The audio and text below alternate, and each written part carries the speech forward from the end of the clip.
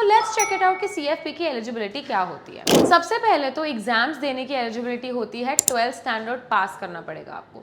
10+2 हो गया है एंड इफ यू आर 18 और older than you can give the CFP exam. ये चारों एग्जाम देने के बाद आप एलिजिबल हो जाते हो to get the CFP certification. यहाँ पे एक छोटा सा कैच है, 12th स्टैंडर्ड के बाद आप ये सारे एग्जाम्स तो दे सकते हो, लेकिन सर्टिफिकेशन आप सिर्फ अपनी ग्रेजुएशन के बाद ही ले सकते हो। So to get the certification your eligibility is A, graduate होना आपको जरूरी है, and B, you have to have the required work experience.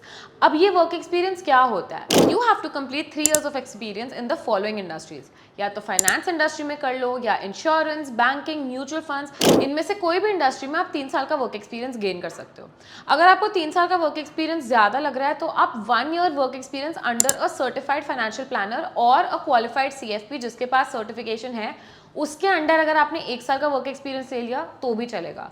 अगर आप चार्टर्ड अकाउंटेंट है तो आपकी आर्टिकलशिप भी इस वर्क एक्सपीरियंस में काउंट हो जाएगी। इसके अलावा ऑफ कोर्स आपको ये तो पता ही है, अगर आपके पास MBA या फिर CA या और कोई हायर एजुकेशन डिग्रीज हैं तो आपको सिर्फ एक ही एग्जाम देना पड़ेगा, द IFP और the final exam. If you want to know how many exams you have to give in your particular case in the CFP course, then you can leave a comment down below and even DM us. Our experts will get back to you and give you all the details about the CFP course. If you like this video, don't forget to follow Pro School.